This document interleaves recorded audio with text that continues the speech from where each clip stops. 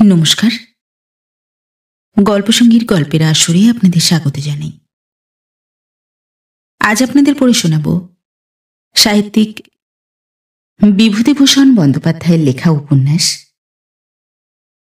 অথৈ জল। আজ শুনবেন উপন্যাসটির প্রথম পর্ব।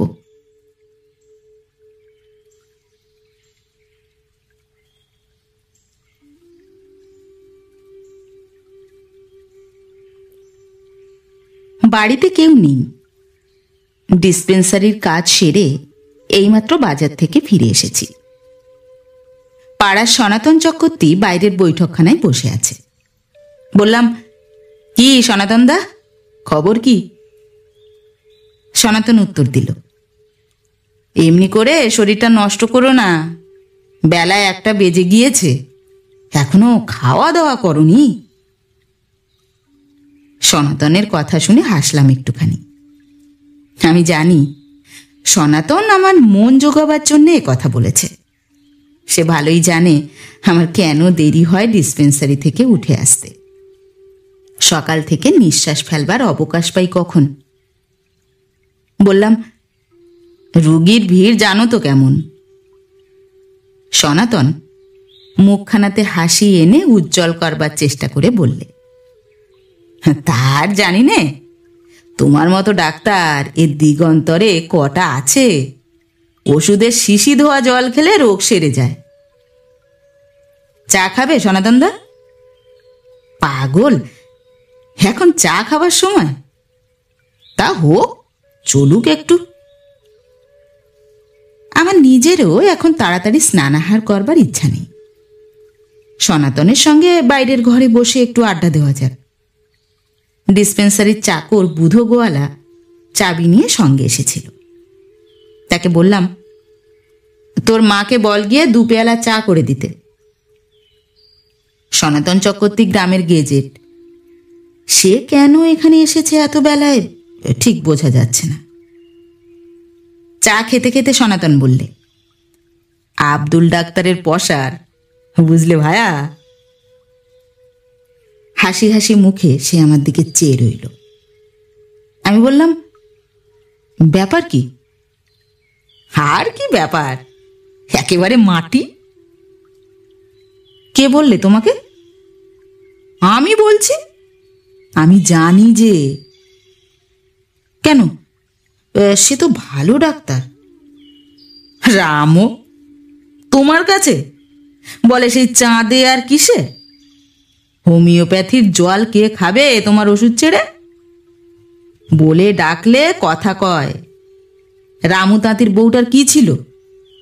হিম হয়ে গিয়েছিল তো। তুমি গা ফুঁড়ে না ওষুধ দিলে এতদিনে দো গেছের শ্মশান সই হতে হতো। নিজের প্রশংসা শুনতে খারাপ লাগে না, তা যেই করুক। তবুও আমি অন্য একজন ডাক্তারের নিন্দাবাদ আমার সামনে হতে দিতে পারি না। আমাদের ব্যবসার কতগুলো নীতি আছে, সেগুলো মেনে চলাতেই প্রকৃত ভদ্রতা। বললাম, ডাক্তার রহিমকে যা তা ভেবো না, উনি খুব ভালো চিকিৎসা করেন। অবশ্যই আমি নিজে হয়তো হোমিওপ্যাথি সম্বন্ধে বিশেষ কিছু জানি নে, কিন্তু। সনাতন হাত নেড়ে বললে, না রে ভায়া, তুমি যাই বলো, তোমার কাছে কেউ লাগে না। একবার সাইনবোর্ডটা দেখলে চোখ জুড়িয়ে যায়। Doctor BC Mukherjee MB, medical কলেজের ভূতপূর্ব হাউস সার্জন, সোনার পদক প্রাপ্ত। তুমি বসো দাদা, আমি খেয়ে নি। বিলক্ষণ, নিশ্চয়ই নেবে। তুমি যাও ভেতরে, আমি এই তক্ত বসে একটু ঘুম দিই। বাড়িতে কেউ নেই, তোমার বৌমা গিয়েছেন রাজু গোসাইদের বাড়ি নেমন্তন্ন খেতে। কি একটা মেয়েলি ব্রত উদযাপন, সেই জন্যেই তো এত দেরি করলাম।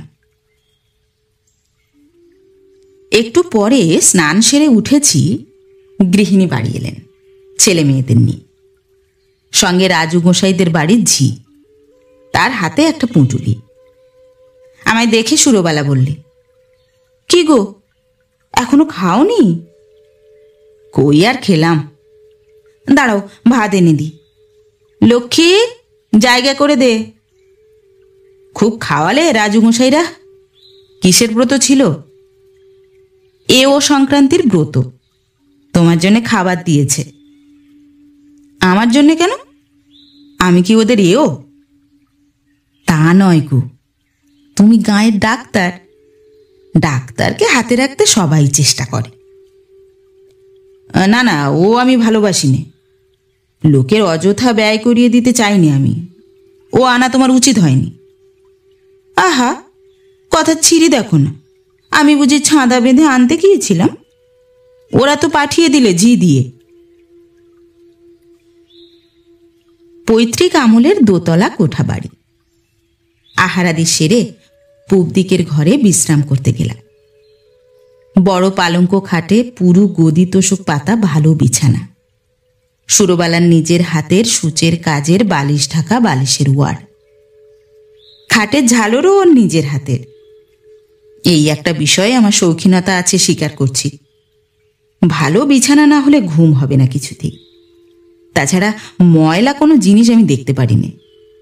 10 দিন অন্তর মশারি ধোপার বাড়ি দিতেই হবে।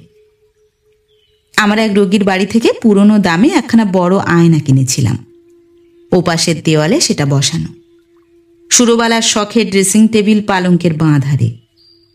3খানা নতুন বেতের চেয়ার এবার কলকাতা থেকে আনিয়েছি। সুরবালার ফরমাস মতো খানাস্টেক বউবাজার স্টুডিওর ছবি, কালীয় দমন, রাসলীলা, অন্নপূর্ণার শিবকে ভিক্ষাদান, শ্রী শ্রী লক্ষ্মী, শ্রী শ্রী সরস্বতী ইত্যাদি। আমার পছন্দসই আছে একখানা বিলিতি ল্যান্ডস্কেপ, সেও ওই বউবাজারের দোকানেই কেনা। জানালার গায়ে জামরুল গাছের ডালটা এসে নুয়ে পড়েছে। তার পেছনে জাওয়া বাঁশের ঝাড়। শীতের বেলা। এর মধ্যেই বাগানের আমতলায় মুচুকুন্দু চাঁপা গাছটার তলায় ছায়া পড়ে এসেছে। ছাতারে পাখির দল জামরুল গাছটার ডালে কিচকিচ করছে। বাগানের সুদূর পাড়ের ঘাসের জমিতে আমাদের বাড়ির গরু কটা চড়ে বেড়াচ্ছে। সুরবালা পানের ডিবে হাতে এসে বললে, একটু ঘুমিয়ে নাও না। বাইরে সনাতন চক্রবর্তীকে বসিয়ে রেখে এসেছি। সে মিনসের কি যাওয়ার জায়গা নেই? এখানে এসে জুটেছে কেন দুপুরে? ঘুমোচ্ছে। তবে তুমিও ঘুমো। সুরবালাকে বেশিক্ষণ দেখতে পাইনি দিনের বেলা, খোকা খুকিদেরও না।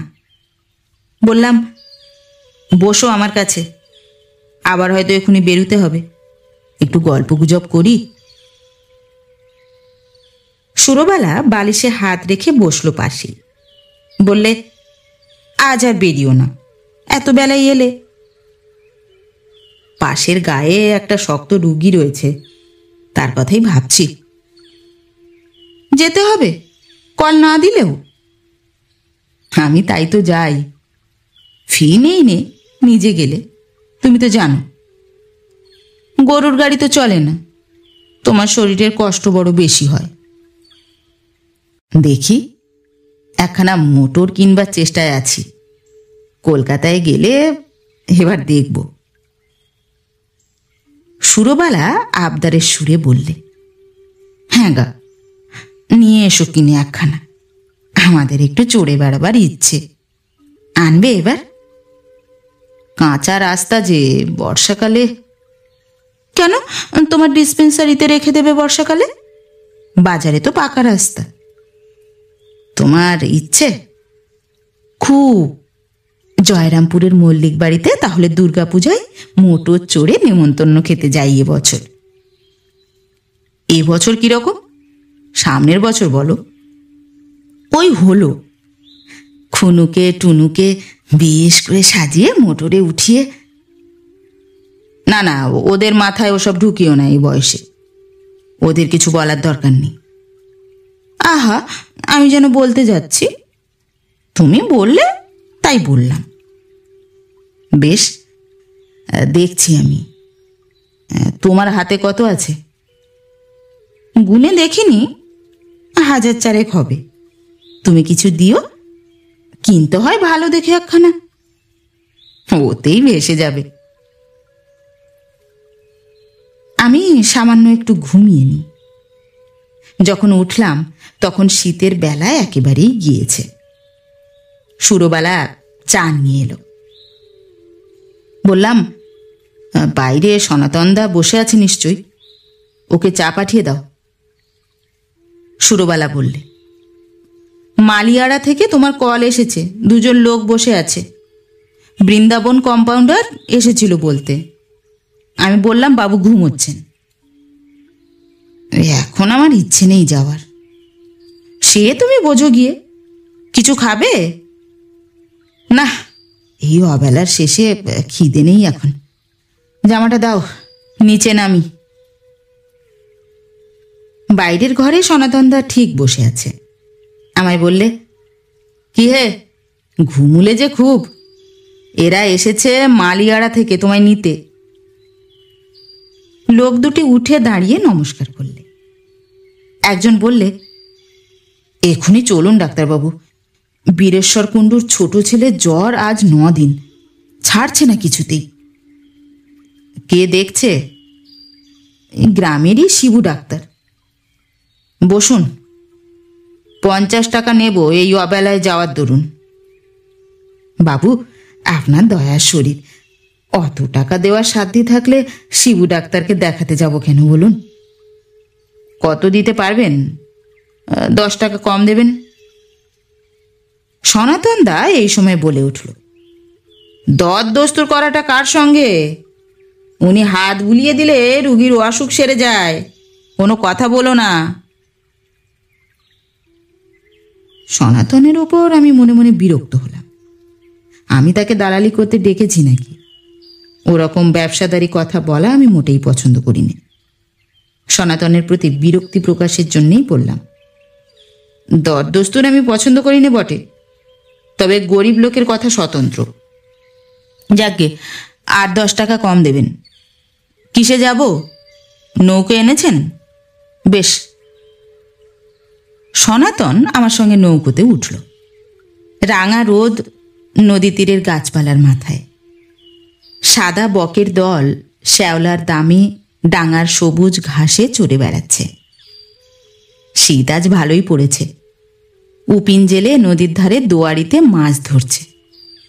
আমায় দেখে বললে, বাবু, একটা বড় বাটা মাছ পেয়ে এলাম এইমাত্র, আপনার বাড়ি পেটিয়ে দেব?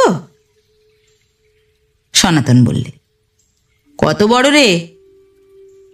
তা 150-এর 7 পোয়ার কম হবে না, আন্দাজে বলছি। এখানে তো দাঁড়ি পাল্লা নেই। বাবুর বাড়ি পাঠিয়ে দিবি না তো বেটা কোথায় দিবি? এই অবেলায় 7 পোয়া মাছ নিয়ে দাম দেওয়ার ক্ষমতা আছে কজনের এ গায়ে? দে, পাঠিয়ে দে। আমি মৃদু বিরক্তি জানিয়ে বললাম, কি ওসব বাজে কথা বকো ওর সঙ্গে সনাতনদা? মাছ দিতে বললে এত কথার দরকার কি? সনাতন অপ্রতিভ হবার লোক নয়। চড়া গলায় বললে, কেন? অন্যায় অন্যায্য কথা নেই আমার কাছে। ঠিকই বলেছি ভায়া, তুমি ছাড়া নগদ পয়সা ফেলবার লোক কে আছে গায়ে? আসল লোকই তো তুমি। রোগীর বাড়িতে গ্রামের বৃদ্ধ লোকেরা জুটেছে। শিবু ডাক্তারও ছিল। শিবু ডাক্তার সেকেলে আরজিকরের স্কুলের পাশ গ্রাম্য ডাক্তার। আমাকে দেখে একটু থতমত খেয়ে গেল। আমি আড়ালে ডেকে বললাম, কি দিয়েছেন? প্রেসক্রিপশনগুলো দেখি। শিবু বললে, কুইনিন দিচ্ছি। ভুল করেছেন, যখন দেখলেন জ্বর বন্ধ হচ্ছে না কুইনিন বন্ধ করা উচিত ছিল। এ হলো টাইফয়েড, সেদিকেই যাচ্ছে। আমিও তা ভেবেছি। অ্যালকালি মিক্সার 2 দিন দিয়েছিলাম। কাগজ আনুন, লিখে দিই। একটু ডুস দেব কি ভাবছিলাম। না, বাই নো মিন্স। গৃহকর্তা কাঁদো কাঁদো হয়ে এসে বললেন, আপনি আমাদের জেলার ধন্বন্তরী। ছেলেটা মা মরা, 6 মাস থেকে মানুষ করেছি। আমি আশ্বাস দেওয়ার সুরে বললাম, ভয় নেই, ভগবানকে ডাকুন, সেরে যাবে। আমরা উপলক্ষ মাত্র। সঙ্গে লোক দিন, ওষুধ নিয়ে আসবে। শিবু ডাক্তার আশ্চর্য হয়ে বললে, ওষুধ স্যার আমার ডিসপেন্সারি থেকে? আপনার এখানে সব ওষুধ নেই, আমি সম্প্রতি কলকাতা থেকে আনিয়েছি, সুবিধে হবে। যে আজ্ঞে স্যার। শিবু একটু দমে গেল। ওষুধের দামে ভিজিটের 3 গুণ আদায় করে থাকে এইসব পল্লী গ্রামের ডাক্তার, আমার জানা আছে। আমি তার প্রশ্রয় দিইনি। 5 আনার ওষুধের দাম আদায় করে 2 টাকা। সন্ধ্যার পর নৌকোতে ফিরলাম। অন্ধকার রাত, ঝোপে ঝাড়ে শেয়াল ডাকছে, জোনাকি জ্বলছে। এক জায়গায় সব নিয়ে এসেছে দাহ করতে। নদী তীরে বাবলাতলায় 5-6 জন লোক বসে জটলা করছে, তামাক খাচ্ছে, দুজনে চিতা ধরাচ্ছে। সনাতনদা হেঁকে বললে, কোথাকার মরা হে? এরা উত্তর দিলে, বাঁশদ, মানিকপুর। কি জাত? কর্মকার। বুড়ো না জোয়ান? ধমকের সুরে বললাম, অত খবরে তোমার কি দরকার হে? চুপ করে বসো, ধরাও একটা সিগারেট, এই নাও। সনাতন একটু চুপ করে থেকে বললে, একটা কথা আছে। আমাদের গ্রামের তুমি এখন মাথা, তোমাকে বলতেই হবে। রামপ্রসাদ চাটুর্যে আমাদের গ্রামের লালমোহন চক্রবর্তীর মেয়েটার কাছে যাতায়াত করছে অনেক দিন থেকে, এ খবর রাখো। আমি আশ্চর্য হয়ে বললাম, সে কি কথা? শান্তিকে তো খুব ভালো মেয়ে বলেই জানি। তুমি ও খবর কি রাখবে? নিজে রুগী নিয়েই ব্যস্ত থাকো, দেবতুল্য মানুষ। এ কথা তোমাকে বলবো বলেই আজ নৌকোতে উঠেছি, এর একটা বিহিত করো। তুমি প্রমাণ দিতে পারো? চক্রবর্তী পাড়ার সব লোক বলবে কাল তোমার কাছে, কালই সব ডাকাও। নিশ্চয়ই। এ যদি সত্যি হয় তবে এর প্রশ্রয় আমি দিতে পারি না গায়ে, আমায় তো জানো। জানি বলেই তোমার কানে তুললাম কথাটা। এখন যা হয় করো তুমি। শাসন করে দিতে হবেই যদি সত্যি হয়। কাল সব ডাকি। দুর্নীতির প্রশ্রয় দেওয়া উচিত হবে না, দেবও না কখনো। সে আর আমি জানি নে, কুঁদির মুখে মাগ জব্দ। তুমি ভিন্ন ভায়া, এই গাঁয়ে মানুষ কে আছে কার কাছে বলবো? সবাই ওই দলের। রাত্রে সুরবালাকে কথাটা বললাম। সে বললে, শান্তি ঠাকুরজি এদিকে তো ভালো মেয়ে, তবে অল্প বয়সে বিধবা, একা থাকে। তুমি কিছু বলো না আগে, মেয়ে মানুষের ব্যাপার। আগে শোনো, মুখে সাবধান করে দিলেই হবে। আমি ঝাঁঝের সঙ্গে বললাম, মুখে সাবধানের কর্ম নয়, দুর্নীতি গোড়া থেকে চেপে মারতে হয়, নইলে বেড়ে যায়। সেবার হরিশ সরকারের বউটাকে কেমন করে শাসন করে দিয়েছিলুম জানো তো, যার জন্য দেশ ছাড়া হয়ে চলে গেল। সুরবালা শান্ত সুরে বললে, সেটা কিন্তু তোমার ভালো হয়নি। অতটা কড়া হওয়া কি ঠিক? আলবাত ঠিক। যা তা হবে গায়ের মধ্যে? চিরকাল হয়ে আসছে, ওসব দেখেও দেখতে নেই। নিজের নিয়ে থাকো, পরের দোষ দেখে কি হবে? ভগবান আমাদের যথেষ্ট দিয়েছেন, সবাই মানে চেনে ভয় করে গায়ের মধ্যে। সত্যি কথা বলি তবে, শান্তি ঠাকুরজি কাল আমার কাছে এসেছিল, এসে আমার হাত ধরল, বললে এইরকম একটা কথা আমার নামে দাদার কাছে ওঠাবে লোকে। আমার ভয়ে গা কাঁপছে, তুমি একটু দাদাকে বলো বৌদি। বেচারি তোমার কাছে নালিশ হবে শুনে। ওসব কথার মধ্যে তুমি থেকো না। সমাজের ব্যাপার, গ্রামের ব্যাপার, এ অন্য চোখে দেখতে হয়। শাসন না করে দিলে চলে না, বেড়ে যায়। পরদিন গ্রামের পল্লীমঙ্গল সমিতির সভ্যদের ডাকাই, শান্তির ব্যাপারটা সম্বন্ধে পরামর্শ করবার জন্য। পরামর্শ করবার প্রয়োজন নেই আমি জানি। এ সমিতির আমিই সব। আমার কথার উপর কেউ কথা বলবার লোক নেই এই গায়ে। আমি সমিতির সেক্রেটারি, আমি সভাপতি, আমি সব। সভায় আমি নিজেই প্রস্তাব করলাম রামপ্রসাদ চাটুর্যকে ডাকিয়ে এনে শাসন করে দেওয়া যাক। সকলে বললে, তুমি যা ভালো মনে করো। সনাতনদা বললে, রামপ্রসাদ ইউনিয়ন বোর্ডের ট্যাক্স আদায়কারী বলে ওর বড্ড বার বেড়েছে, লোকের যেন হাতে মাথা কাটছে।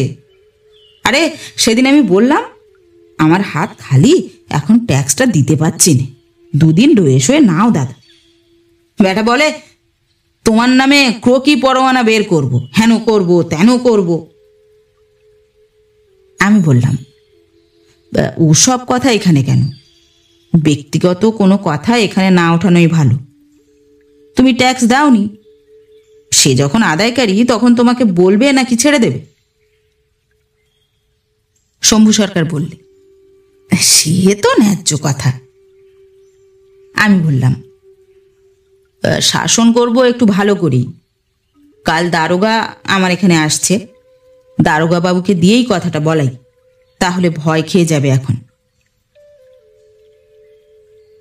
সভা থেকে ফিরবার পথে মুখুজ্জেপাড়ার মোড়ে কাঁটাল তলায় দেখি কে একটি মেয়ে দাঁড়িয়ে, বোধহয় আমার জন্য অপেক্ষা করছে। আমি গাছতলায় পৌঁছতেই মেয়েটি হঠাৎ আমার পায়ে জড়িয়ে ধরে ফুঁপিয়ে কেঁদে উঠল। শশব্যস্তে বলে উঠলাম, কে? কি হয়েছে? ছাড়ো ছাড়ো, পায়ে হাত দেয় যে। ততক্ষণে চিনেছি, মেয়েটি শান্তি। শান্তি লালমোহন চক্রবর্তীর মেজ মেয়ে, বছর 22-23 বয়স। আমার চেয়ে অন্তত 12-13 বছরের ছোট। আমাকে পাড়া গাঁ হিসেবে দাদা বলে ডাকে। কান্না ধরা গলায় বললে, শশাঙ্কদা, আমায় বাঁচাও, তুমি আমার বড় ভাই। কি হয়েছে? ব্যাপারটা কি শুনি? আমার নামে নাকি কি উঠেছে কথা, আমায় নাকি পুলিশে পাঠাবে, চৌকিদার দিয়ে ধরে থানাতে নিয়ে যাবে, সবাই বলা বলি করছে। তোমার পায়ে পড়ি দাদা, আমি কোনো দোষী নই, বাঁচাও আমায়। শান্তিকে দেখে মনে দুঃখ হলো, রাগও হলো। লালমোহন কাকার মেয়ে গাঁয়ে বসে এমন উচ্ছন্ন যাচ্ছে। এ যতই এখন মায়া কান্না কাঁদুক, আসলে এ মেয়ে ভ্রষ্টা, কলঙ্কিনী। ওর কান্না মিথ্যে ছলনা ছাড়া আর কিছুই নয়। দুঃখ হলো ভেবে লালমোহন কাকা এক 50 বছরের বুড়োর সঙ্গে 13 বছরের মেয়ের বিয়ে দিয়ে ভবের হাটবাজার তুলে দিয়ে স্বর্গে চলে গেলেন। 2 বছর চলে না যেতে যেতেই জামাই শ্বশুরের অনুসরণ করলেন। 15 বছরের মেয়ে চালা ঘরে মায়ের কাছে ফিরে এলো সিঁথির সিঁদুর মুছে। গরিব মা, নিজের পেট চালায় সামান্য একটু জমি জমার আয়ে। ভাই আছে, কিন্তু সে নিজের স্ত্রী পুত্র নিয়ে আলাদা বাস করে। মাকেই খেতে দেয় না, তাই বিধবা বোন। এই অবস্থায় কেউ যদি মেয়েটিকে প্রলোভন দেখায়, বিপথে পা দিতে সে মেয়ের কতক্ষণ লাগে। মুখে কড়া স্বরে বললুম, শান্তি, রাস্তাঘাটে সেসব কথা হয় না। আমার বাড়িতে যেও, তোমার বৌদি থাকবেন, সেখানে কথাবার্তা হবে। তবে তোমাকে থানা পুলিশের ভয় যদি কেউ দেখিয়ে থাকে, সে মিছে কথা। পুলিশের এতে কি করবার আছে? বাড়ি যাও। ছি। শান্তি তবুও কান্না থামায় না, আকুল মিনতির সুরে বলল, একটু দাঁড়াও দাদা, পায়ে পড়ি, একটু দাঁড়াও। আহ, কি মুশকিল। শান্তির সঙ্গে নির্জনে কথাবার্তা বলতে দেখলে কেউ কিছু মনেও করতে পারে। এ মেয়ের চরিত্র কেমন জানতে আর লোকের বাকি নেই। বললাম, বিশেষ কিছু বলবার আছে তোমার? শশাঙ্কদা, তুমি আমায় বাঁচাবে? হ্যাঁ হ্যাঁ, হবে হবে, কোনো ভয় নেই। পরক্ষণেই শান্তি এক অদ্ভুত ধরনে আমার মুখের দিকে চেয়ে বললে, সত্যি শশাঙ্কদা, আমাকে আমি এতক্ষণ বুঝতে পারিনি ও কি বলতে চাইছে। এইবার ওর কথার সুরে ও মুখের ভাবে বুঝে নিয়ে অবাক হয়ে ওর মুখের দিকে চাইলাম। আমি ডাক্তার, ও সাহায্য চাইছে আমার কাছে, কিন্তু এ সাহায্য আমার দ্বারা হবে ও ভাবলে কেমন করে? আশ্চর্য। শান্তি মুখ নিচু করে ধীরে ধীরে পায়ের আঙুল দিয়ে মাটি খুঁড়তে লাগলো। অবশেষে আমার মুখে কথা ফুটল। আমি বললাম, তুমি এত দূর নেমে গিয়েছো শান্তি? তুমি না লালমোহন কাকার মেয়ে? কত ভালো লোক ছিলেন কাকা, কত ধার্মিক ছিলেন, এসব কথা মনে পড়ে না তোমার? শান্তি আবার কাঁদতে শুরু করলে। না, এসব ছলনাময়ী ঘ্যান ঘেনে প্যানপেনে মেয়ের প্রতি আমার কোনো সহানুভূতি জাগে না। পুনরায় কড়া সুরে বললাম, আমার দ্বারা তোমার কোনো সাহায্য হবে এ তোমার আশা করাই অন্যায়। জানো, এসবের প্রশ্রয় আমি দিইনি। আমার তবে কি উপায় হবে শশাঙ্কদা? আমি বলতে পারিনি। আমি চললাম, তোমার সঙ্গে এখানে দাঁড়িয়ে কথা বলবার সময় নেই আমার। বাড়ি এসে সুরবালাকে সব বললাম। সুরবালা বললে, ওই পোড়ার মুখেই যত নষ্টের গোড়া, রামপ্রসাদ ঠাকুরপোর কোনো দোষ নেই। তোমার এ কথা আমি মানলাম না। মেয়ে মানুষের ব্যাপার তুমি কি জানো? তুমি শান্তির কান্নাতে গলে গিয়েছ, ভাবছো ও বুঝি নিরীহ, আসলে তা নয়। এই তোমাকে বললাম। তোমার যুক্তি আমি বুঝতে পারলাম না। পারবেও না, ডাক্তারি পড়েছ, আর কিছুই জানো না সংসারে। রামপ্রসাদের উপর অত্যন্ত রাগ হলো। আমাদের গ্রামের মধ্যে এমন সব কাজ যে করতে সাহস করে তাকে ভালোভাবেই শিক্ষা দিতে হবে। দারোগাকে একখানা চিঠি লিখে পাঠালুম। দারোগা লিখলে, একদিন আপনাদের ওখানে গিয়ে লোকটাকে এমন জব্দ করে দেব যে সে এ মুখে আর কোনো দিন পা দেবে না। রামপ্রসাদ চাটুর্যের লোকটি মদ খায় বলে তার উপর শ্রদ্ধা কোনোদিনই ছিল না। কতদিন তাকে বলেছি, রামপ্রসাদ দা, লিভারের অসুখ হয়ে মরবে, এখনো মদ ছাড়ো। কোনো দিন সে কথায় কান দেয়নি। বলতো, কোথায় মদ খাই বেশি, তুমিও যেমন ভাই, হাতে পয়সা কোথায় যে বেশি মদ খাবো। অথচ সবাই জানে রামপ্রসাদ অবস্থাপন্ন ঘরের ছেলে। রামপ্রসাদের বাবা হরিপ্রসাদ আবাদে কোন এক বড় জমিদারের নায়েবি করে অনেক পয়সা রোজগার করে যথেষ্ট জায়গা জমি রেখে গিয়েছিলেন। হরিপ্রসাদের 2 বিবাহ ছিল। দ্বিতীয় পক্ষের 3টি ছেলে এখনো নাবালক, বিমাতা বর্তমান। রামপ্রসাদেরও নিজের 2-3টি মেয়ে। নাবালক বইমাত্র ভাইগুলির ন্যায্য সম্পত্তির উপসত্ত্ব একা রামপ্রসাদই ফাঁকি দিয়ে ভোগ করে। এ নিয়েও ওকে আমি একদিন বলেছিলাম, আমি গ্রামে বসে থাকতে কোনো অবিচার হতে পারবে না। রামপ্রসাদ সে কথাতেও কান দেয়নি। দারোগা আমার বাড়িতে এলো, এসে বললে, আজই আপনাদের সেই লোকটাকে ডাকান তো। খাওয়া দাওয়া করে ঠান্ডা হন, ও বেলা সকলের সামনে ওকে ডাকবো। বেশ, তাহলে এ বেলা আমি এখানে খাবো না। মনিরামপুরে একটা সুইসাইডের কেস আছে, তদন্ত করে আসি। ও বেলা বরং চা খাবো এসে। দারোগা সাইকেলে চলে গেল। বিকেলের দিকে দারোগা ফিরে এলো। রামপ্রসাদের ডাক পড়ল গ্রামের পল্লী মঙ্গল সমিতির ঘরের সম্মুখবর্তী ক্ষুদ্র মাঠে। লোকজন অনেক জড়ো হলো ব্যাপার কি দাঁড়ায় দেখবার জন্য। রামপ্রসাদ চোখে চশমা দিয়ে, ফর্সা পাঞ্জাবি গায়ে দিয়ে সভায় এসে হাজির হলো। গ্রামের সব লোকই আমার পক্ষে, ডাক্তারকে কেউ চটাবে না। দারোগা রামপ্রসাদকে জিজ্ঞেস করলে, আপনার বিরুদ্ধে গ্রামের লোকের কি অভিযোগ জানেন? রামপ্রসাদ শুষ্ক মুখে বললে, আগে না, আপনি গ্রামের একটা মেয়েকে নষ্ট করেছেন। আগে আমি? হ্যাঁ, আপনি। আমার ইঙ্গিতে সনাতনদা বললে, উনি সে মেয়েটিকে নিজের বাড়িতে দিন কতক রেখেছিলেন। উনি বিপত্নিক। আর একটা কথা, বাড়িতে ওর একটা মেয়ে প্রায় বিয়ের যোগ্যী হয়ে উঠেছে, অথচ সেই মেয়ে মানুষটাকে উনি বাড়ি নিয়ে গিয়ে রাখেন। দারোগা বললে, আমি এমন কথা কখনো শুনিনি। ভদ্রলোকের গ্রামে আপনি বাস করেন, অথচ সেই গ্রামেরই একটি মেয়েকে আপনি এভাবে নষ্ট করেছেন।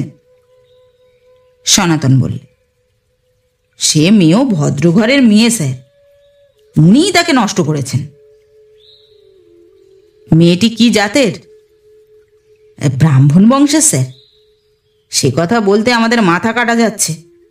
ওর ঘরে সমস্ত মেয়ে, অথচ উনি। দারোগা রামপ্রসাদের দিকে চেয়ে বললে, এ কি শুনছি? আপনাকে এতক্ষণ আপনি বলছিলাম, কিন্তু আপনি তো তার যোগ্য নন। তুমি বলতে হচ্ছে এইবার। তুমি দেখছি অমানুষ। ভদ্রলোকের গ্রামের মধ্যে যা কাণ্ড তুমি করছো, ব্রাহ্মণের ছেলে না হলে তোমাকে চাপকে দিতাম, বদমাস কোথাকার। রামপ্রসাদের মুখ অপমানে রাঙা হয়ে এতটুকু হয়ে গেল। সে হাজার হোক গ্রামের সম্ভ্রান্ত বংশের ছেলে, চশমা চোখে, ফর্সা পাঞ্জাবি গায়ে দিয়ে বেড়ায়। যদিও লেখাপড়া কিছুই জানে না, এভাবে সর্বসাধারণের সম্মুখে জীবনে কখনো সে অপমানিত হয়নি।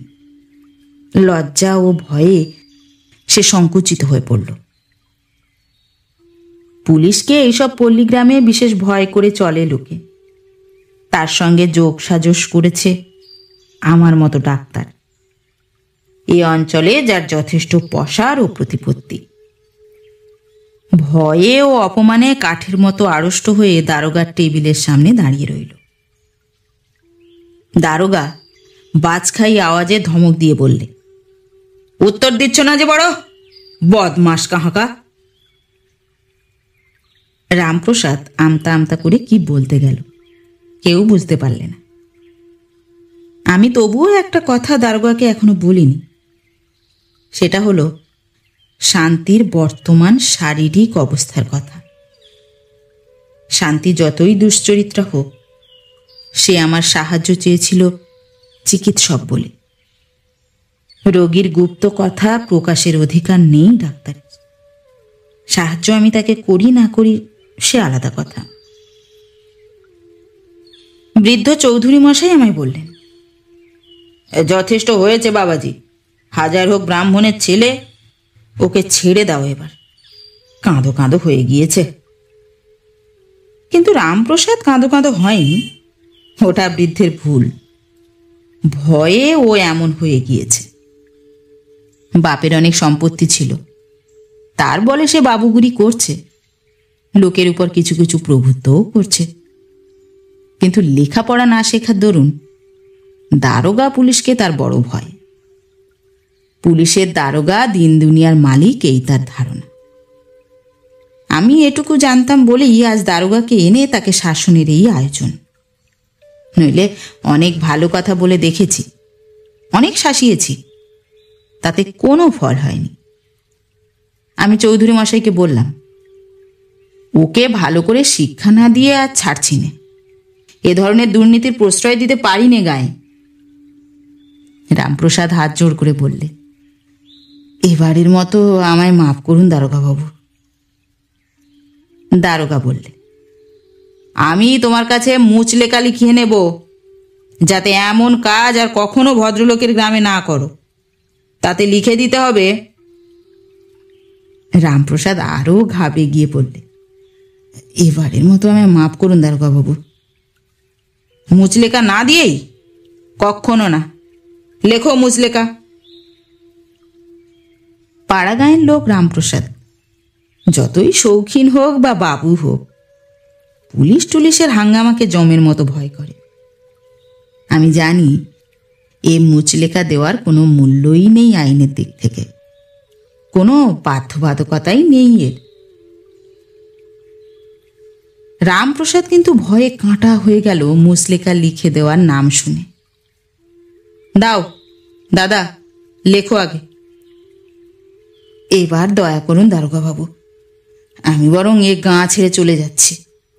বলুন আপনি। কোথায় যাবে? পাশের গ্রামে বর্ধম বেড়ে চলে যাই।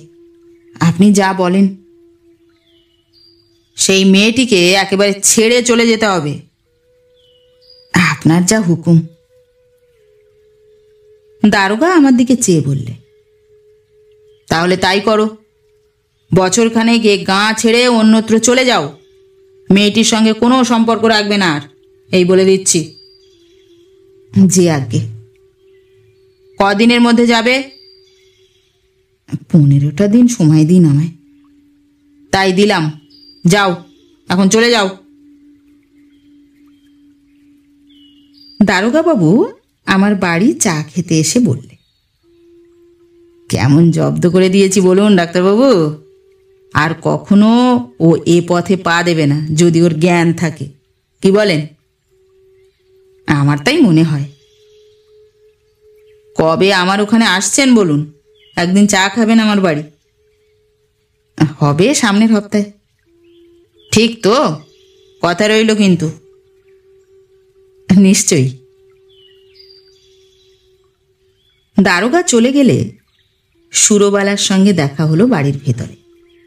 সে বললে, হ্যাঁ গা, আমি কি তোমার জ্বালায় গলায় দড়ি দেব না মাথা কুটে মরব? কেন, কি হলো? কি হলো? কেন তুমি রামপ্রসাদ বাবুকে আজ অমন করে 5 জনের সামনে অপমান করলে বলো তো? তোমার ভীমরতি ধরবার বয়স তো এখনো হয়নি। কে বললে তোমাকে এসব কথা? সুরবালা ঝাঁঝের সঙ্গে বললে, আমার কানে কথা যায় না ভাবছ? সব কথা যায়। নাক ছেঁদা গিন্নি এসে আমায় সব কথা বলে গেল। বৌমা এইরকম কাণ্ড। নাক ছেঁদা গিন্নি অবশ্যই খুব খুশি। তোমাকে নমস্তস্যই কে না করবে গায়ের মধ্যে, কিন্তু এ কাজটা কি ভালো? নাক ছেঁদা গিন্নি এ সংবাদ এর মধ্যে পেয়ে গিয়েছেন? বাবা, গায়ের গেজেট কি আর সাধে বলে? তা কি বকবে শুধুই, না খেতে টেতে দেবে আজ? সুরবালা আর এক দফা সদুপদেশ বর্ষণ করলে খাওয়ার সময়। গ্রামের মধ্যে কে কি করছে সেসব কথার মধ্যে আমার দরকার কি? নিজের কাজ ডাক্তারি, তা নিয়ে আমি থাকতেই তো পারি। সব কাজের মধ্যে মোড়লি না করলে কি আমার ভাত হজম হয় না? আমি ধীরভাবে বললাম, তা বলে গায়ে যে যা খুশি করবে? করুক গে, তোমার কি? যে পাপ করবে ঈশ্বর তার বিচার করবেন। তোমার সর্দারি করতে যাওয়ার কি মানে? অপরের পাপের জন্য তোমায় তো দায়ী হতে হবে না? কি জানো, তুমি মেয়ে মানুষের মতো বলছো। আমি এখন এ গাঁয়ে পল্লী মঙ্গল সমিতির সেক্রেটারি। 5 জনে মানে চেনে, এ আমি না দেখলে কে দেখবে বলো? গ্রামের নীতির জন্যে আমি দায়ী নিশ্চয়ই। বেশ, ভালো কথাই বুঝিয়ে বলো না। কে মানা করছে? অপমান করবার দরকার কি? বুঝিয়ে বলিনি? অনেক বলেছি। শুনতো যদি, তবে আজ আমায় এ কাজ করতে হতো না। সুরবালা যাই বলুক, সে মেয়ে মানুষ, বোঝেই বাকি। আমি কিন্তু আত্মপ্রসাদ অনুভব করলাম সে রাত্রে। আমি থাকতে এই গ্রামে ওসব ঘটতে দেব না। একটা পুরুষ মানুষ ভুলিয়ে একটা সরলা মেয়ে সর্বনাশ করবে, এ আমি কখনোই হতে দিতে পারি না। সুরবালা এখানে আমার সঙ্গে একমত নয়। সে বলে, রামপ্রসাদের দোষ নেই, শান্তিই ওকে ভুলিয়েছে। অসম্ভব কথা। শান্তিকে আমি এতটুকু বেলা থেকে দেখে আসছি। মাখম মাস্টারের স্কুলে যখন পড়ি, শান্তি তখন ছোট্ট শাড়ি পরে সাজি হাতে পাঠশালার বাগানে ফুল তুলতে আসত। আঁচলে বেঁধে গুগলি কুড়িয়ে নিয়ে যেত নাক ছেঁদা গিন্নিদের ডোবা থেকে। সেই শান্তি কাউকে ভোলাতে পারে? সকালে উঠে আমি দূর গ্রামে ডাকে চলে গেলাম। ফিরে আসতেই সুরবালা বললে, আজ খুব কাণ্ড হয়ে গেল। কি হাঙ্গামাই তুমি বাঁধিয়েছ। কি হলো? শান্তি ঠাকুরজি সকালে এসে হাজির, কেঁদে কেটে মাথা কুঁটে সকালবেলা সে এক কাণ্ডই বাঁধালো। আমার পায়ে ধরে সে কি কান্না, বলে শশাঙ্কদা এ কি করলেন। আমি তাকে বিশ্বাস করে সব কথা বললাম, অথচ তিনি। সুরবালা সব কথা জানে না। আমি বললাম, ওর ভুল, ওর গোপন কথা সেখানে প্রকাশ করিনি। সুরবালা অবাক হয়ে বললে, করনি? কখনো না। সুরবালা আশ্বস্ত হওয়ার সুরে বললে, যাক, এ কথা আমি কালই বলবো শান্তিকে। আমি রেগে বললাম, ওকে আর বাড়িতে ঢুকতে দিও না।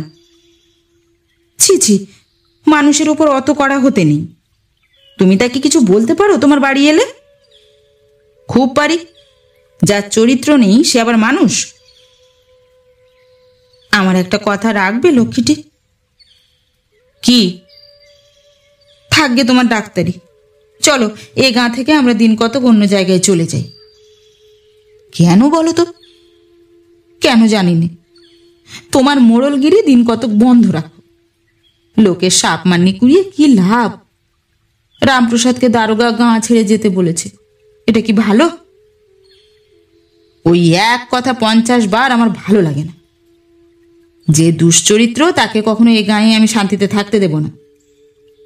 আমার কথা শোনো লক্ষ্মীটি, তোমার ভালো হবে। কিন্তু ওসব কথায় কান দিতে গেলে পুরুষ মানুষের চলে না। মনে মনে শান্তির উপর খুব রাগ হলো। আমার বাড়িতে আসবার কোনো অধিকার নেই তার। এবার ঢুকলে তাকে অপমান হতে হবে। সনাতনদা বিকেলের দিকে আমার এখানে চা খেতে এসে হেসে গড়িয়ে পড়ে আর কি। বলে, আরে তুমি যা করলে বাবা, পেটে খিল ধরে যাচ্ছে হেসে। কি হয়েছে সনাতনদা? সনাতনদা দম নিয়ে বললে, ওফ রও, একটু সামলে নি। কি ব্যাপার? হ্যাঁ, জব্দ করে দিলে বটে। বাবা, কুঁদির মুখে মাখ থাকে। কার সঙ্গে লেগেছে রামপ্রসাদ ভেবে দেখেছে?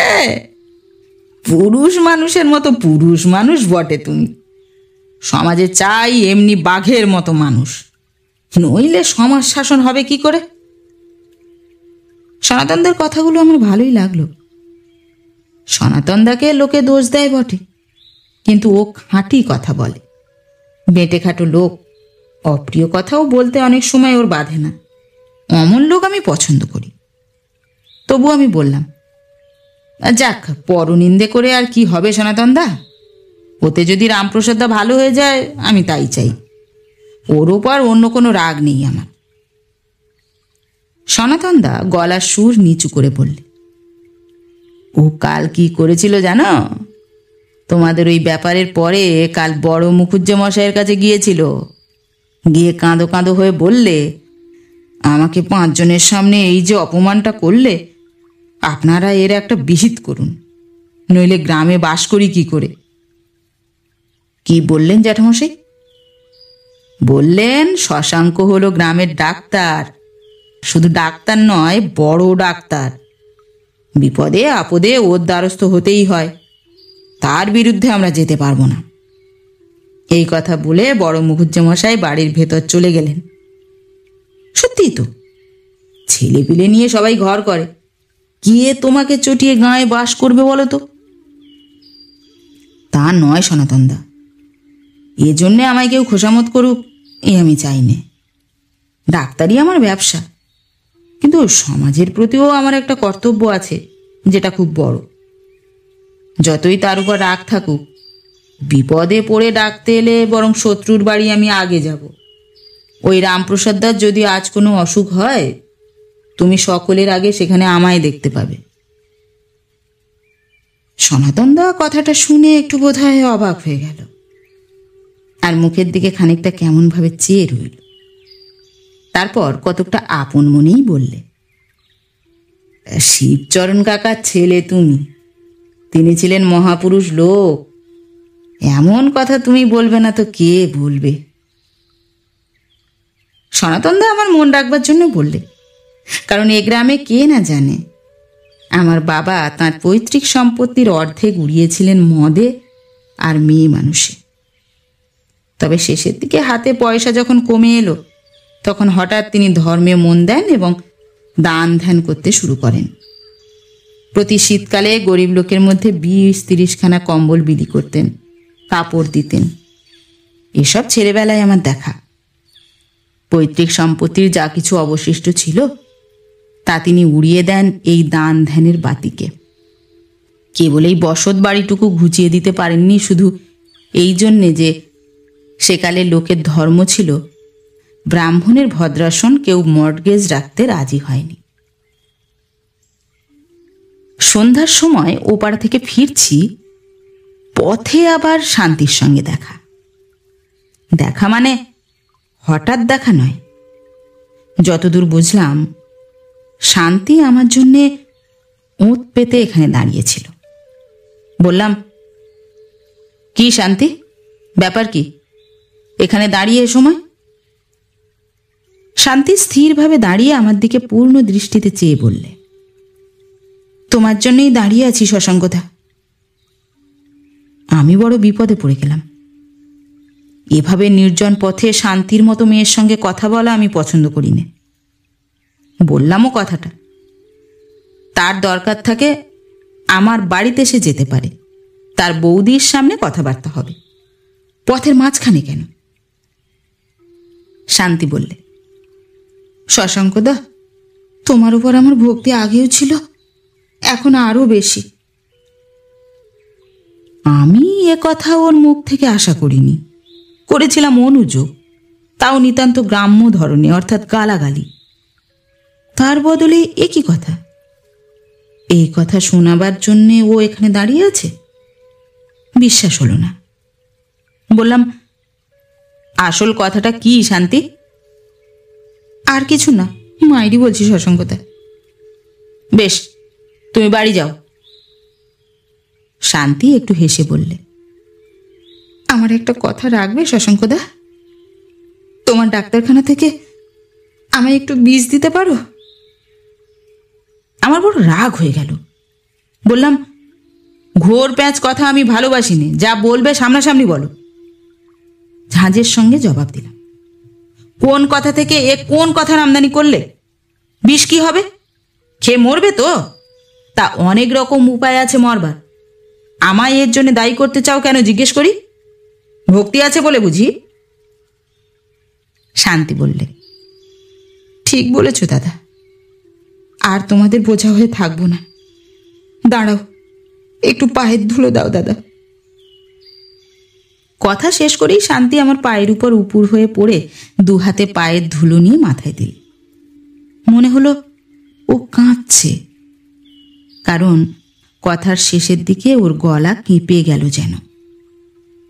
পায়ের ধুলো নিয়ে মাথা তুলেই ও আর কোনো কথাটি না বলে চলে যেতে উদ্যত হলো। আমার তখন রাগটা কেটে গিয়ে একটু ভয় হয়েছে। মেয়ে মানুষকে বিশ্বাস নেই, সত্যি সত্যি মরবে নাকি রে বাবা? বললাম, দাঁড়াও, একটা কথা আছে শান্তি। শান্তি ফিরে দাঁড়িয়ে ঘাড় মিকিয়ে বললে, কি? সত্যি সত্যি মরো না যেন, তাই বলে। তাছাড়া আমার কি আছে করবার? সমাজের পদ আজ বন্ধ হলো, সব পদ বন্ধ হলো, বেঁচে থেকে লাভ কি বলো? সমাজের পথ কে বন্ধ করলে? অন্য লোকের দোষ দাও কেন? নিজের দোষ দেখতে পাও না? আমি কারোর দোষ দিচ্ছি না শশাঙ্কদা, সবই আমার এই পোড়া অদৃষ্টের দোষ। কথা শেষ করে শান্তি নিজের কপালে হাতের মুঠো দিয়ে মারতে লাগলো, আর থামে না। ভালো বিপদে পড়ে গেলাম এই সন্ধেবেলায় পথের মধ্যে। বাধ্য হয়ে ওর কাছে গিয়ে ধমক দিয়ে বললাম, এই কি হচ্ছে সব? শান্তি তবুও থামে না। আমি তখন আর কি করি? ওর হাতখানা ধরে ফেলে বললাম, ছি, ওরকম করতে নেই। যাও, বাড়ি যাও। কি কেলেঙ্কারি হচ্ছে এসব। শান্তি বললে, না দাদা, আর কেলেঙ্কারি করে তোমাদের মুখ হাসাবো না। নিজের ব্যবস্থা নিজে করছি শিগগির। বলে আবারও সেই রকম অদ্ভুত হাসলে। আর যাই করো, আত্মহত্যা মহাপাপ, ও করো না। কে বললে? আমি বলছি, শাস্ত্রে আছে। শান্তি হেসে বললে, আচ্ছা দাদা, তোমরা শাস্ত্র মানো? মানি। আত্মহত্যা হলে কি হয়? গতি হয় না। বেশ তো। হ্যাঁ দাদা, আমি মলে তুমি গয়ায় পিণ্ডি দিয়ে আসতে পারবে না আমার নামে? বেঁচে থাকতে না পারো পোড়ার মুখী বোনের উপকার সাহায্য করতে, মরে গেলে করো। শান্তির কথা শুনে আমার বড় মমতা হলো ওর ওপর। কেমন এক ধরনের মমতা। সুর নরম করে বললাম, ও সব কিছু করতে হবে না শান্তি। তাহলে বলো, তুমি উপকার করবে? তোমার উপকার করা মানে মহাপাপ করা। তুমি যে উপকারের কথা বলছো তা কখনো ভালো ডাক্তারে করে না। আমি নিরুপায়। সত্যি দাদা, সাধে কি ভক্তি হয় আপনার উপর? আপনার ধুলির যোগ্য কেউ নেই এ গায়ে। আমার কথা ছেড়ে দাও শান্তি। আর একজন আছে এ গায়ে, সে সত্যিই কোনো দুর্নীতি দেখতে পারে না সমাজের, সনাতন দা। শান্তি অবিশ্বাসের সুরে বললে, তুমি এদিকে বড্ড সরল শশাঙ্কদা। ওকে তুমি বিশ্বাস করো? কেন? সনাতন দা এসেছে কাজ বাগাতে তোমার কাছে। খোসামত করা ছাড়া ওর অন্য কোনো কাজ নেই। যাকে, ও কথার দরকার নেই। আমার কাছে কথা দিয়ে যাও, তুমি আত্মহত্যার কথা ভাববে না। আমার উপায় হবে কি তবে? সে আমি জানি না। তার কোনো ব্যবস্থা আমায় দিয়ে হবে না। তাহলে আমার ব্যবস্থা আমি নিজেই করি, তুমি যখন কিছুই করবে না।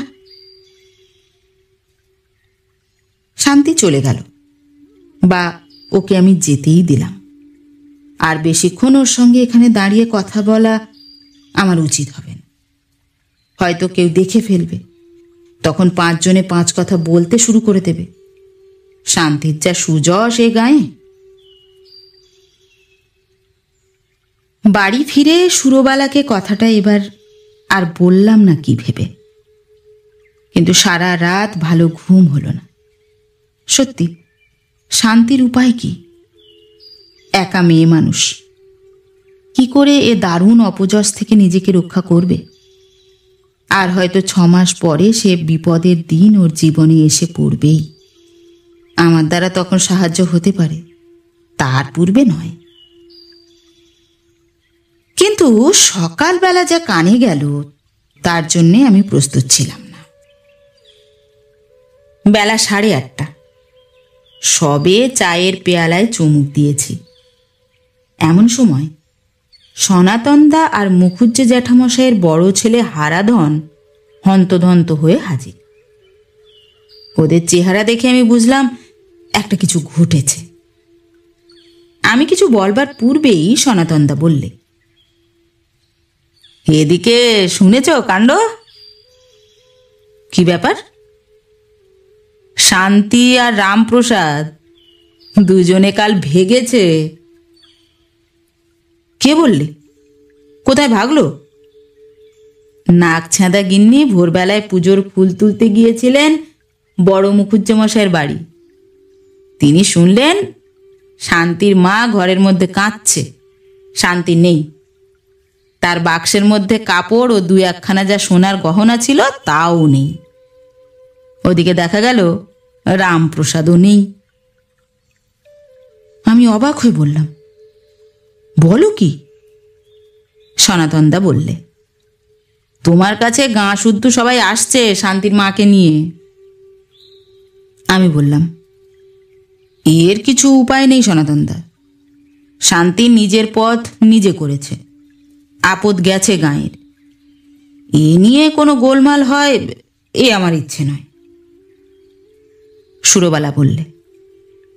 মেয়ে মানুষকে চিনতে এখনো তোমার অনেক দেরি। শান্তি ঠাকুরজিকে বড্ড ভালো মানুষ ভেবেছিলে না? বর্ষা নেমেছে খুব। দু জায়গায় ডাক্তারখানায় যাতায়াত। জল কাদায় সাইকেল চলে না। গরুর গাড়ি যেখানে চলে সেখানে গরুর গাড়ি, নয়তো নৌকো যেখানে চলে নৌকো। ছইয়ের বাইরে বসে দেখি বাঁকে বাঁকে পাড় ভাঙা ডুমুর গাছ কিংবা বাঁশঝাড়ের নিচে বড় বড় শোল মাছ ঘোলা জলে মুখ উঁচু করে খাবি খাওয়ার মতো ভাসছে। কোথাও ভস করে ডুব দিলে মস্ত বড় কচ্ছপটা। মঙ্গলগঞ্জের কুঠিঘাটে নৌকো বাঁধা হয়। নেমে যেতে হয় সিকি মাইল দূরে মঙ্গলগঞ্জের বাজারে। এখানেই আমার একটা শাখা ডাক্তারখানা আজ 2 মাস হলো খুলেছি।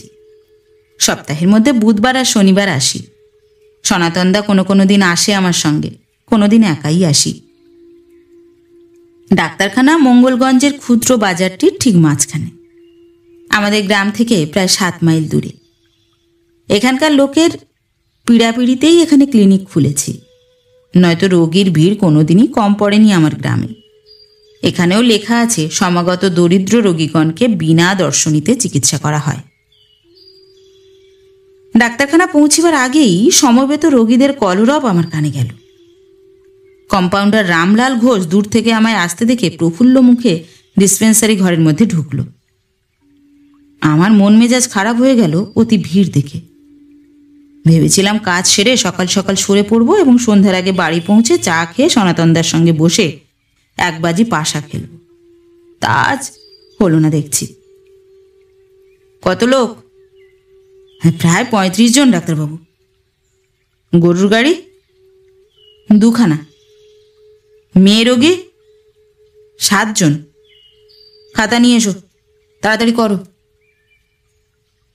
রামলাল ঘোষ হেসে বললে, বাবু তা হবে না, 2টো অপারেশনের রোগী।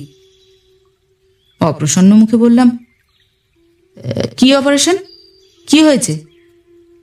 একজনের ফোঁড়া, একজনের হুইটল। ধুর, ওসব আবার অপারেশন? নরুন দিয়ে চেরা। তুমি আমায় ভয় ধরিয়ে দিয়েছিলে। ডাক দাও সব জলদি জলদি, মেঘ আবার জমে আসছে। একটু চা খাওয়াবে? আগে হ্যাঁ, বড় স্টোভটা তো জ্বালতেই হবে জল গরমের জন্যে। আগে চা করে দিই। এই সময় বাজারের বড় ব্যবসাদার জগন্নাথ কুণ্ডু এসে নমস্কার করে বললে, ডাক্তারবাবু ভালো তো? নিশ্চয়ই, নয়তো এই দুর্যোগে কাজে আসি। একটা কথা, কিছু চাঁদা দিতে হবে।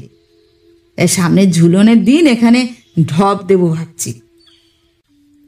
তা বেশ, কোথাকার ঢপ? এখনো কিছু ঠিক করিনি। কেষ্টনগরের রাধারানী, রানাঘাটের গোলাপি কিংবা নদে শান্তিপুরের। আচ্ছা আচ্ছা, যা হয় করবেন। আমার যা ক্ষমতা হয় দেব নিশ্চয়ই। এখন কাজের ভিড়ের সময় বসে বসে বাজে গল্প করবার অবসর নেই আমার। জগন্নাথ কুণ্ডু যাওয়ার সময় বলে গেল, ওদিকে গিয়ে একবার কাজকর্ম দেখবেন। আপনারা দাঁড়িয়ে হুকুম দিলে আমরা কত উৎসাহ পাই। অপারেশন করে নৌকোতে উঠবার জোগাড় করছি, এমন সময় এক নূতন রোগী এলো। তার কোমরে বেদনা, আরও সব কি কি উপসর্গ। মুখ খিচিয়ে বলি, আজ আর হবে না, একটু আগে আসতে কি হয়? বাবু বাড়িতে কেউ নেই, মোর ছোট ছেলেরা হাতে ধরে নিয়ে এলো, তবে এলাম, একটু দয়া করুন। আবার 8 ঘন্টা দেরি হয়ে গেল। যা ভেবেছিলুম সেই সন্ধেই নামলো। এ সময় অন্তত জন্তিপুরের ঘাট পেরুনো উচিত ছিল। নৌকোয় উঠে যেন স্বস্তির নিঃশ্বাস ফেলে বাঁচলাম। রোগীদের বিরক্তিকর একঘেয়ে বোকা বোকা কথা, স্টোভের ধোঁয়ার সঙ্গে মেশানো আইডোফোরামের গন্ধ, ফিল্টার থেকে জল পড়বার শব্দ, সামান্য কুইনিন ইঞ্জেকশন করবার সময় চাষিদের ছেলেমেয়েদের বিকট চিৎকার, যেন তাদের খুন করা হচ্ছে গলা টিপে। এসব মানুষের কতক্ষণ ভালো লাগে? মাঝিকে বললাম, বাবু অভিলাষ, একটু বেশ নদীর মাঝখান দিয়ে চলো, হাওয়া গায়ে লাগুক। বাবু, কাঁদিপুরের বাঁওড়ের মুখে গলদা চিংড়ি মাছ নেবেন বললেন যে? সে তো অনেক দূর এখনো, একটু তো চলো। সারাদিনের পর যখন কাজটি শেষ করি তখন সত্যিই বড় আরাম পাই। মঙ্গলগঞ্জ থেকে ফেরবার পথে এ নৌকা ভ্রমণ আমি বড় উপভোগ করি। সনাতনদার সঙ্গে থাকলে আরও ভালো লাগে। একা থাকলে বসে বসে দেখি উঁচু পাড়ের গায়ে গাং শালিকের গর্ত, খড়ের বনের পাশে রাঙা টুকটুকে মাকাল ফললতা থেকে দুলছে, লোকে পটলের ক্ষেত নিড়ুচ্ছে। ভেবে দেখি ভগবান আমায় কোনো কিছুর অভাব দেননি। বাবা যা জায়গা জমি রেখে গিয়েছেন আর আমি যা করেছি তার আয় ভালোই। অন্তত ৬০-৭০ ঘর প্রজা আছে আশেপাশে গাঁয়ে। আম কাঁঠালের বড় বড় দুটো বাগান, ৩টে ছোট বড় পুকুর, ৩৫ বিঘে ধানের জমিতে যা ধান হয় তাতে বছরের চাল কিনতে হয় না। সুরবালার মতো স্ত্রী। পাড়া গাঁয়ে অত বড় বাড়ি হঠাৎ দেখা যায় না, অন্তত আমাদের এই অঞ্চলের পাড়া গাঁয়ে বেশি নেই। নিজে ভালো ডাক্তার, মেডিকেল কলেজের ভালো ছেলেই ছিলাম। কেষ্টনগরে কিংবা রানাঘাটে ডাক্তারখানা খুলতাম, কিন্তু বাবা নিষেধ করেছিলেন। তখন তিনি বেঁচে।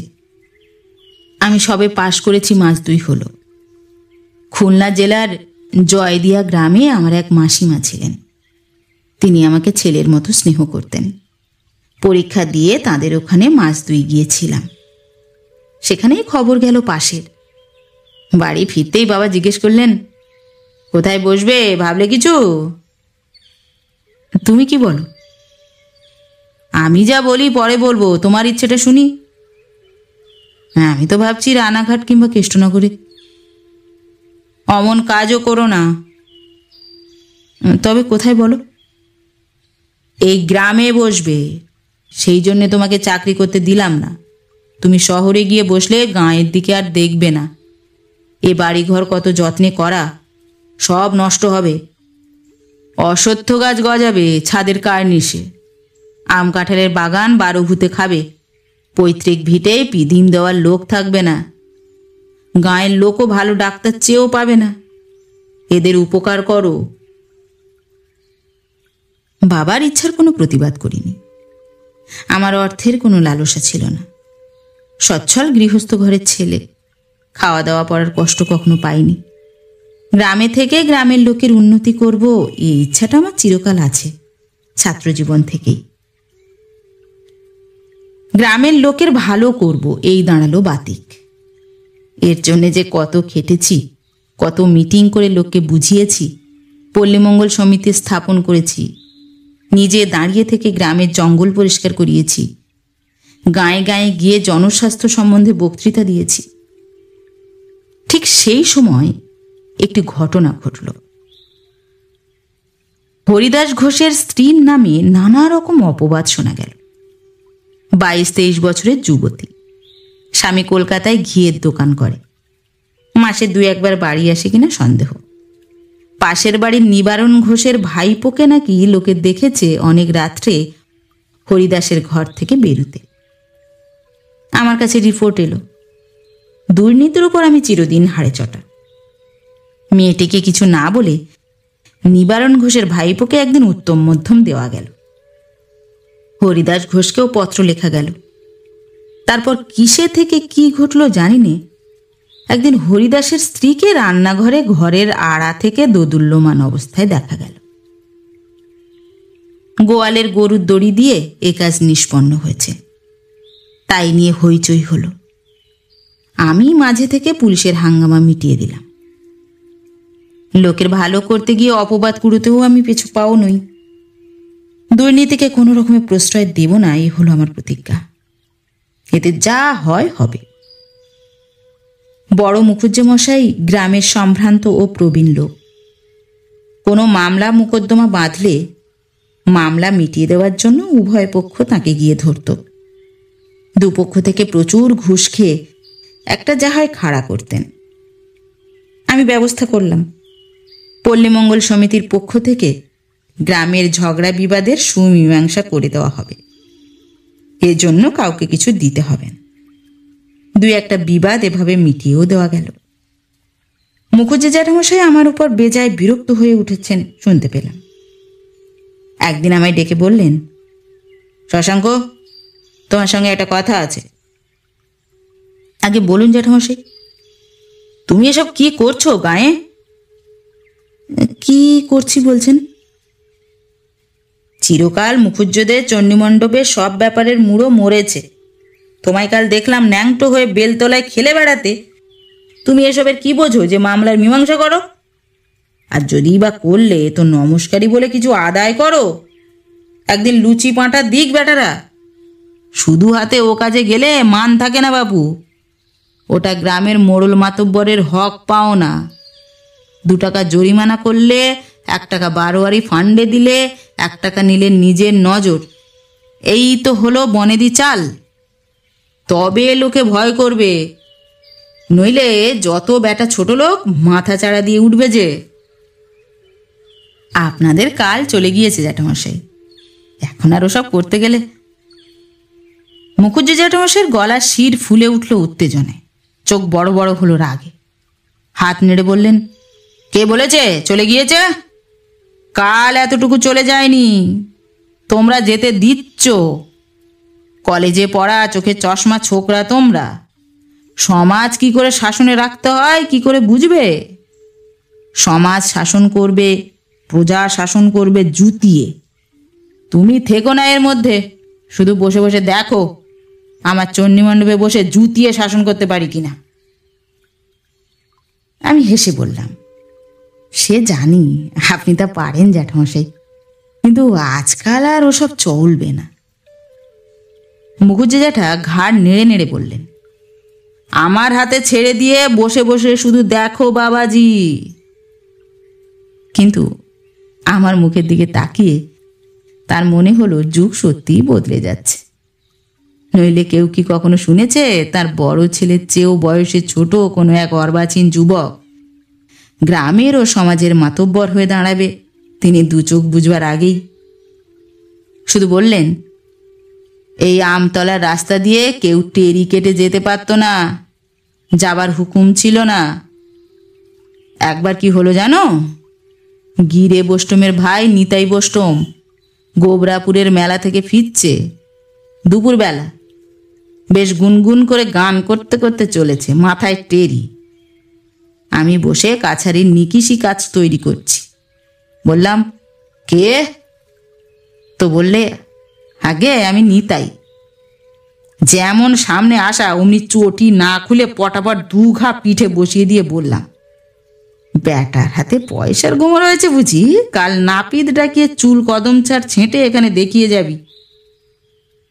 তখন তা করে। রাস রাখতে হলে অমনি করতে হয়, বুঝলে? আমি মুখুজ্জি জ্যাঠার কথার প্রতিবাদ করিনি, তিনি কিছু বুঝবেন না। সেদিন চলে এলুম, কিন্তু বড় মুখুজ্জি মশাই মনে মনে হয়ে রইলেন আমার শত্রু। বড় ছেলে হারানকে বলে দিলেন আমার বাড়িতে যেন বেশি যাতায়াত না করে, আমার সঙ্গে কথাবার্তা না কয়।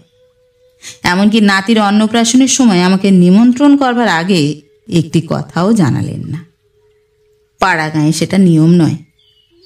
কোনো বাড়িতে ক্রিয়াকর্মের সময় পাড়ার বিশিষ্ট লোকদের ডেকে কি করা উচিত বা অনুচিত সে সম্বন্ধে পরামর্শ করতে হয়, তাদের দিয়ে ভোজ্যদ্রব্যের তালিকা করাতে হয়।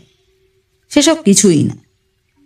শুকনো নেমন্তন্ন করে গেল তার মেজ জামাই, তাও অন্নপ্রাশনের দিন সকালে।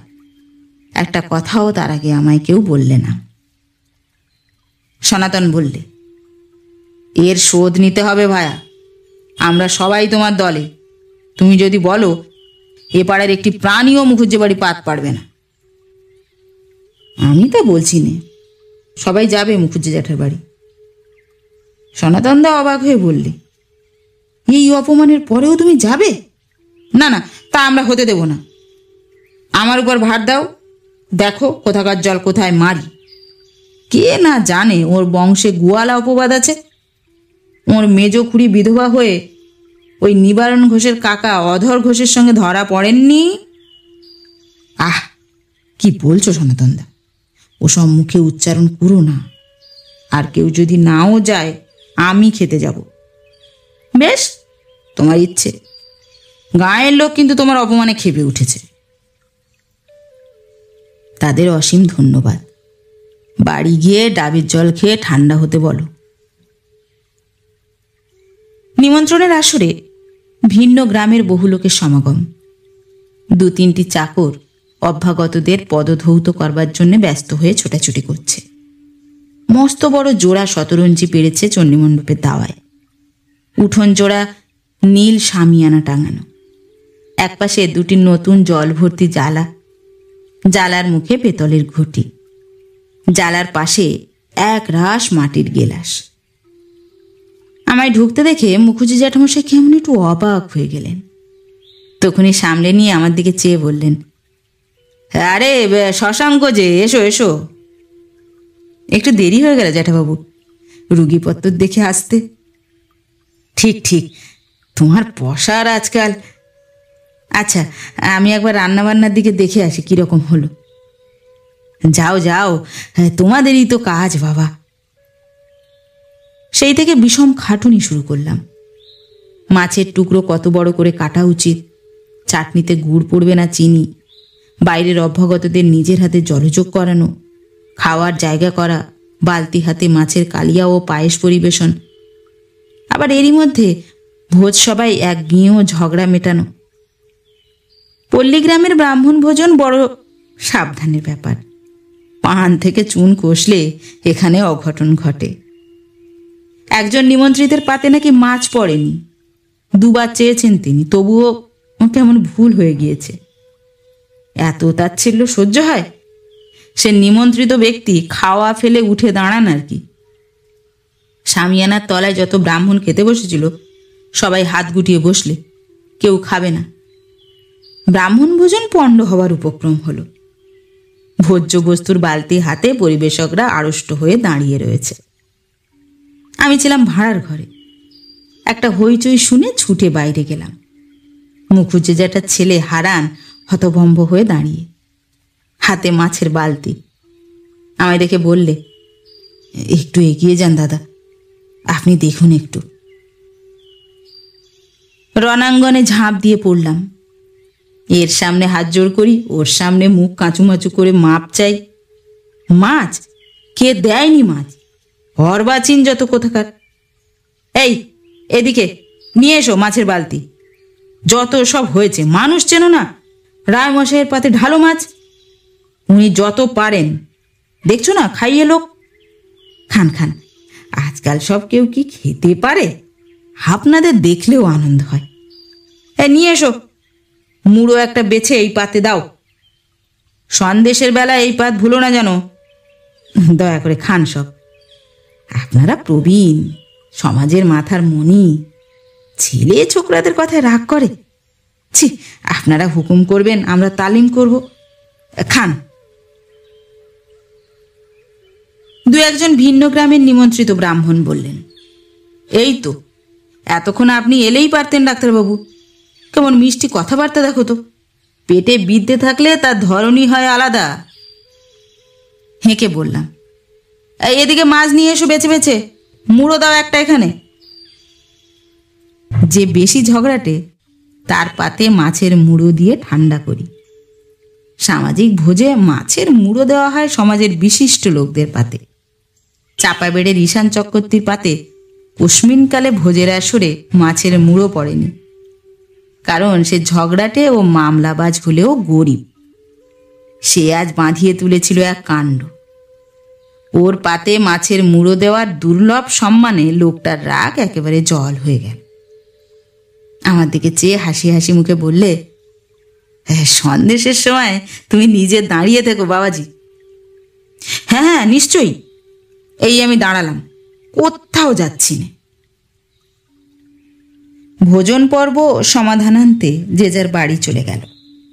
সন্ধ্যার কিছু পূর্বে আমি ভাড়ার ঘর থেকে ডাল ঝোল দধি সন্দেশ মাখা হাতে ও কাপড়ে বেরিয়ে নিজের বাড়ি যেতে উদ্যত হয়েছি। মুখুজ্জে জ্যাঠা পেছন থেকে ডেকে বললেন, কে যায়? আগে আমি শশাঙ্ক। খেয়েছ? আগে না। কোথায় যাচ্ছ তবে? সোনা ফেলে আঁচলে গেরো? সমস্ত দিনের বাড়ি গিয়ে গা ধুয়ে। সে হবে না, গা এখানেই ধো পুকুর ঘাটে, সাবান কাপড় সব দিচ্ছে। আগে তা হোক জ্যাঠামশাই, আমি বরং। মুখুজ্জি জ্যাঠামশাই এসে আমার হাত ধরলেন। তা হবে না বাবাজি, তুমি যাচ্ছ খাবে না বলে। আমি বুঝতে পেরেছি, তুমি আজ আমার জাত রক্ষে করেছ। তুমি না থাকলে আজ ব্রাহ্মণ ভোজন পণ্ড হয়েছিল। খুব বাঁচিয়ে দিয়েছ বাবাজি। আমি তোমাকে আজ যে কি বলে আশীর্বাদ করব। বেঁচে থেকো, দীর্ঘজীবী হও। চললে যে? আমি যাই। কেন? আপনি তো আমায় নেমন্তন্ন করেননি জ্যাঠামশাই। আমার গলার মধ্যে একটু অভিমানের সুর এসে গেল কিভাবে নিজের অলক্ষিতে। মুখুজ্জি জ্যাঠামশাই কাতরভাবে আমার হাত দুটো ধরে বললেন, আমার মতিচ্ছন্ন, রত্ন চিনতে পারিনি। তুমি আমার কানটা মলে দাও, দাও বাবাজি। আমি জিভ কেটে হাত জোড় করে বিনীতভাবে বলি, ও কি কথা জ্যাঠামশাই, আমি আপনার ছেলের বয়সী, আমাকে ও কি কথা? বেশ, চলো আমার সঙ্গে, পুকুরে নাইবে সাবান দিচ্ছি। তোমাকে না খাইয়ে আমি জলস্পর্শ করব না, চলো। সনাতনদা সেই রাত্রেই আমার বৈঠকখানায় এলো। বললে, খুব ভায়া, খুব দেখালে বটে একখানা। কিরকম? আজ তো উল্টে গিয়েছিল সব, তুমি এসে না সামলালে। খুব বাঁচিয়েছ। আমার কেমন সন্দেহ হলো। আমি ওর মুখের দিকে চেয়ে বললাম, তোমার কাজ সনাতনদা? কে বললে? তুমি ওদের উস্কে দিয়েছ? ঈশান চক্রবর্তীকে তুমি খাড়া করেছিলে? হ্যাঁ, আমি না? ঠিক তুমি। আমি নাড়ি টিপে খাই তা তুমি জানো, বলো হ্যাঁ কি না? সনাতনদা মুখ টিপে হাসতে লাগলো। বললে, তা তোমার অপমান তুমি তো গায়ে মাখলে না। আমাদের একটা কিছু বিহিত করতে হয়।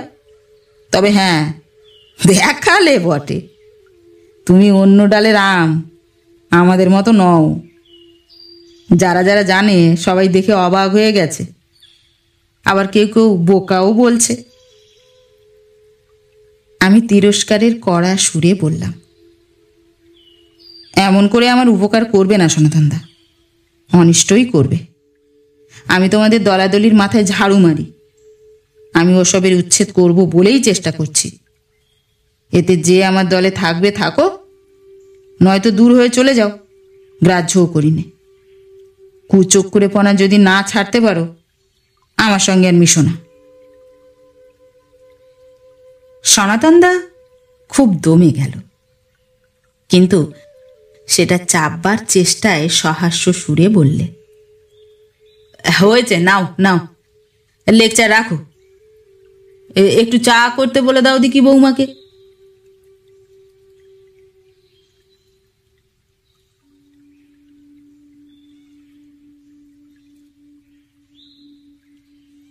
নমস্কার। উপন্যাসটির পরবর্তী পর্ব নিয়ে খুব শিগগির ফিরে আসছি। ততক্ষণ সবাই ভালো থাকবেন, সুস্থ থাকবেন। উপন্যাসটি শুনতে আপনাদের কেমন লাগছে অবশ্যই জানাতে ভুলবেন না। ধন্যবাদ।